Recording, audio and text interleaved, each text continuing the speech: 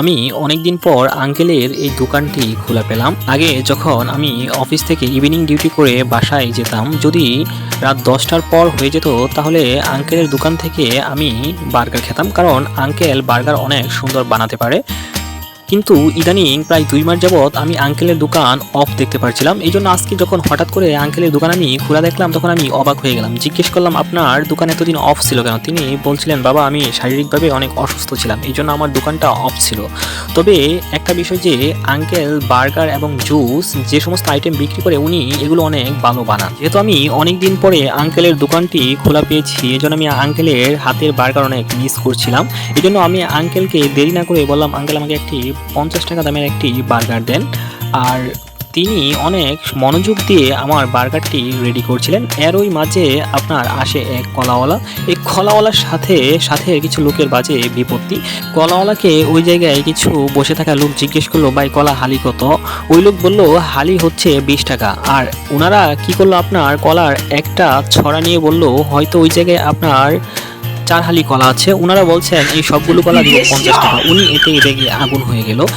এর মাঝে আঙ্কেল আমার বার্গারটি রেডি করছিলেন। আঙ্কেল যে আমার বার্গারটি আপনার সর্বোচ্চ চেষ্টা দিয়ে রেডি করছিলেন, এটা দেখতে আমি বুঝতে পারছিলাম। তবে যে যাই বলুক, আমার কাছে আঙ্কেলের বার্গার অনেক স্বাদ হয়।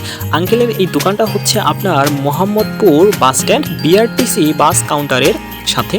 ইতিমধ্যে আঙ্কেল রুটি কেটে বার্গারের সমস্ত আইটেম বার্গারের মাঝে দিয়ে দিল।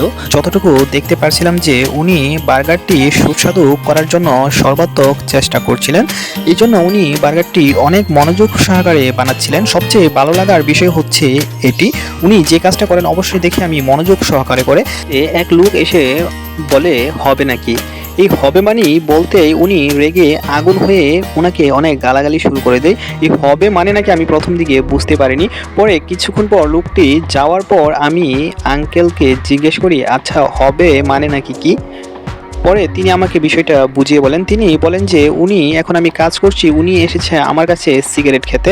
বলতো কার মাথা না গরম হবে? সত্যি কাজের সময় যদি কেউ এসে ডিস্টার্ব করে তখন সবারই মাথা গরম হয়। মাঝে আমার বার্গার প্রায় রেডি শেষের পথে।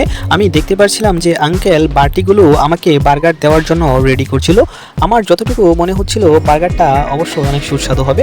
আর আমাকে একটি গ্লাভস দিল, যে গ্লাভস দিয়ে বার্গারটি খাওয়ার জন্য আমি প্রস্তুত হয়ে বসেছিলাম যে বার্গার যেহেতু রেডি তাহলে আমিও রেডি। এখন বার্গারটা শুধু দেওয়ার পালা। বার্গারটি দিলে আমি আমার খাওয়া শুরু করব। অনেকেই হয়তো বলতে পারেন, ভাই মাত্র একটা বার্গারের জন্য আপনি যে অবস্থা করছেন, এর মাঝে কি আছে?